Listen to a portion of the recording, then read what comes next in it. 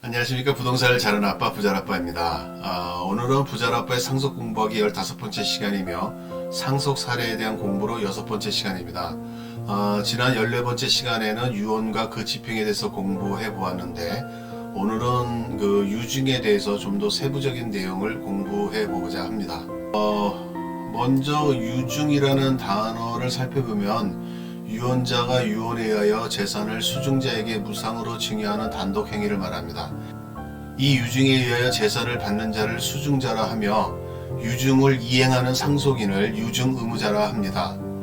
유증에는 포괄적 유증과 특정 유증이 있는데 포괄적 유증은 상속 재산의 전부 또는 일부를 포괄적으로 증여하는 의사표시이며 포괄적 유증자는 유언의 효력이 발생함과 동시에 소유권을 취득합니다.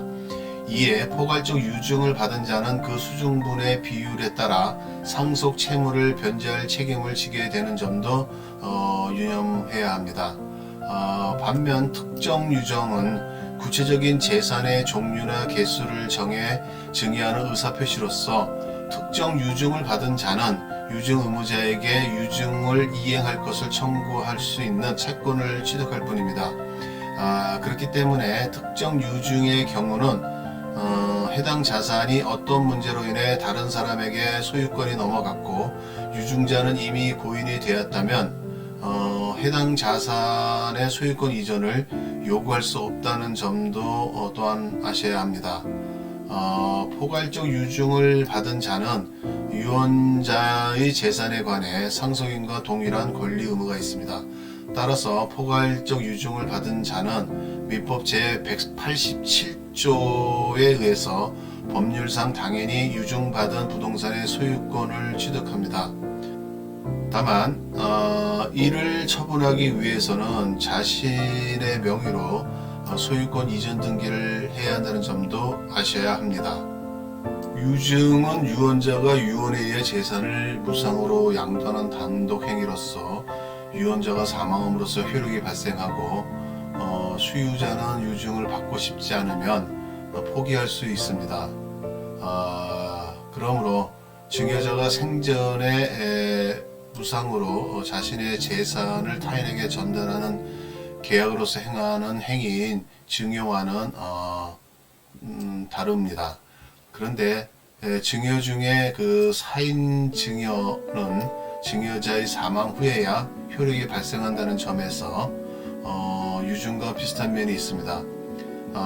사인 증여를 위해서는 생전에 미리 계약을 맺어야 하는데 상대방의 승낙이 필요하다는 점에서 유증과는 차이가 있습니다. 그 차이를 살펴보면 우선 유증이 이루어지기 위해서 유언을 남기는 과정이 필요하며 망자가 세상을 떠난 후 효력을 가지게 됩니다. 그리고 고인의 사망 이후 유족끼리 분쟁이 일어났다고 해서 그 내용을 바꿀 수는 없습니다. 만일 유언에 부당한 내용이 있다고 판단되는 경우에 소송을 제기할 수 있으나 원칙적으로는 이를 따라야 합니다. 또 사망 이후 효력이 발생하는 점에서 가족 간 갈등이 일어나는 사례가 많습니다. 그래서 우리나라에서는 이런 한계점을 보완하기 위하여 사인증여를 하는 추세입니다.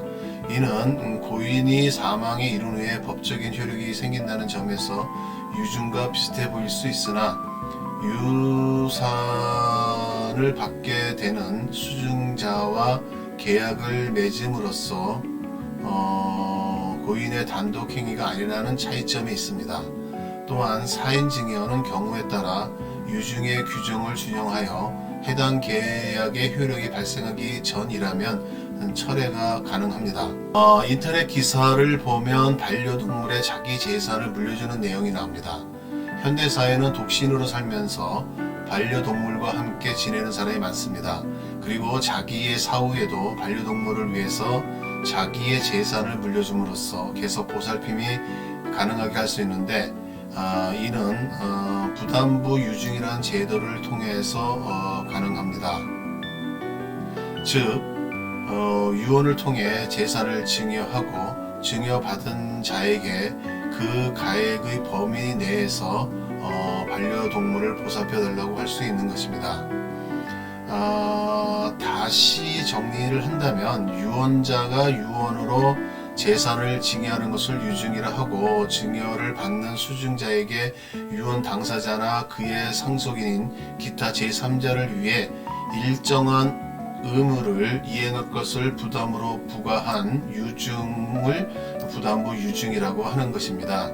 이러한 부담부 유증을 통해서 미성년자 자녀를 성년에 될 때까지 보살피거나, 자신의 사후에 제사를 지내달라고 하거나, 자기 학교의 후배들에게 장학금을 지급해 달라고 하는 등 유언자 사후에 다양한 부분에서 수익자에게 부탁을 할 수 있습니다. 그리고 부담부 유증을 받은 수증자가 부담 의무를 이행하지 않는다면 상속인 또는 유언 집행자가 유언의 취소를 구할 수 있는 일정한 절차가 민법에 규정되어 있으므로 부담부 유증은 지켜질 가능성이 매우 높은 편입니다. 통상 보험은 미래의 불확실한 위험을 커버하기 위해서 가입하는 것으로 알고 있습니다. 그런데 장기 보험을 가지고 상속에 활용하는 경우도 왕왕 있습니다. 그런데 장기 보험을 유산으로 남기는 경우에는 유의할 점이 있습니다.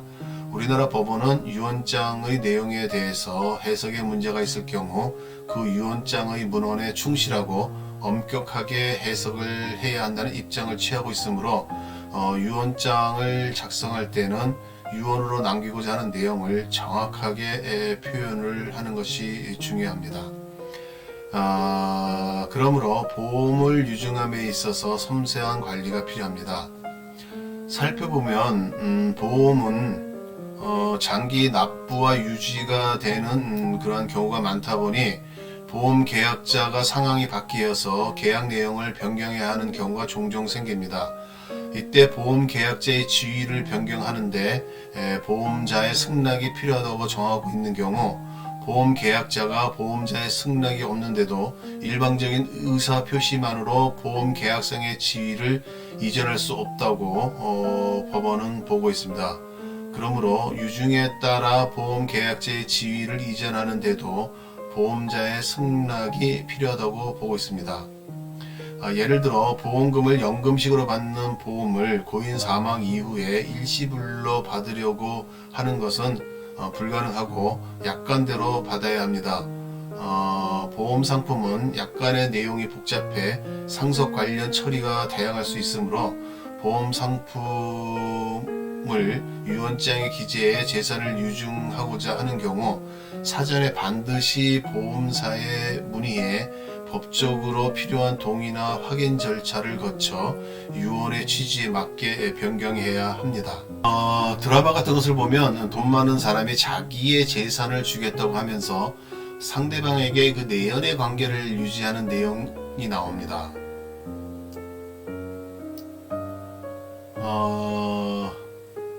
그런데 바로 증여를 해주면 좋을 텐데 치사하게 자신이 죽으면 준다고 하는 유증을 하는 경우가 있습니다.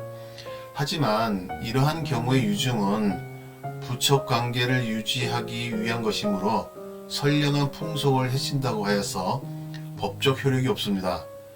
이러면 치사한 게 아니고 알고 보니 교묘한 것일 수도 있습니다.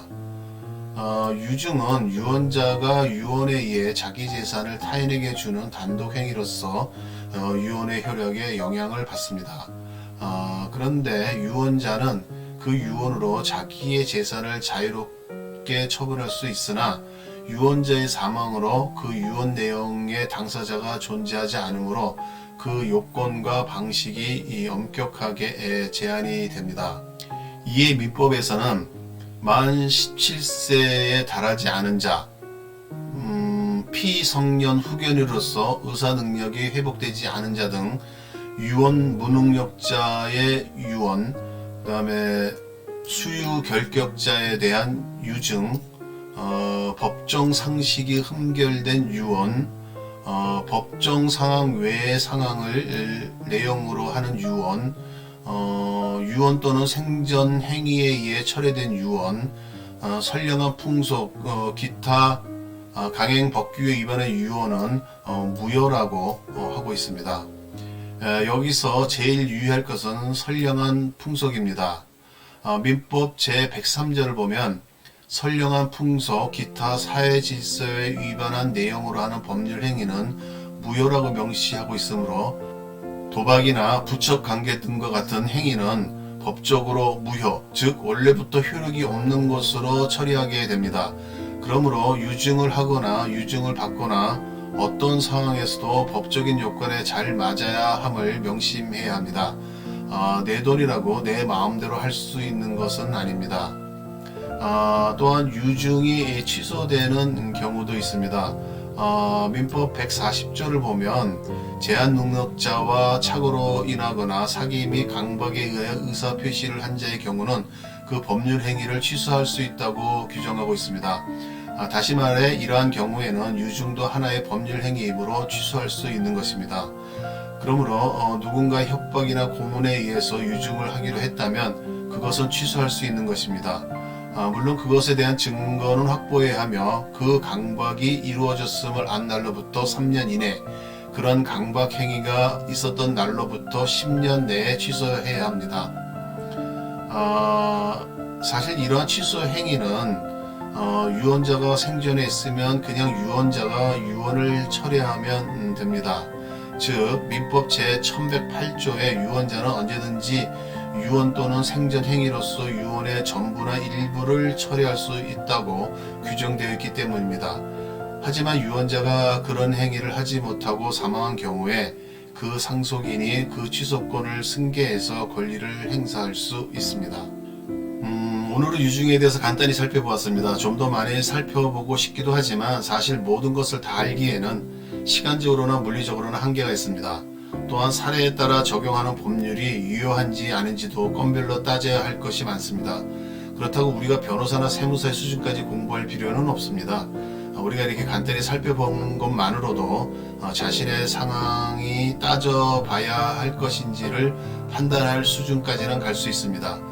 그래서 세부적인 실행이 필요하면 전문가를 고용해서 시키면 될 것입니다. 진료는 의사에게, 세법은 세무사에게 말입니다. 우리는 그들의 지원을 받아서 나름 판단할 지식 정도만 가지면 될 것입니다. 여한 어느 정도 공부는 해야 될 것입니다. 아는 것이 힘이고 아는 것이 돈입니다. 다음 시간에는 상속 공부하기 마지막 시간을 가질 생각입니다. 그동안 공부한 것 외에 추가로 관심 가질 것들을 모아서 마지막으로 정리를 할 생각입니다. 계속 관심 갖고 구독해 주시기 바랍니다.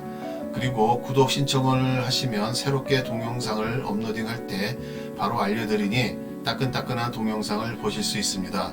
꼭 구독 신청하셔서 저에게 힘도 주시고 긴밀한 소통도 했으면 좋겠습니다. 이상은 부자라빠의 상속 공부하기였습니다. 감사합니다.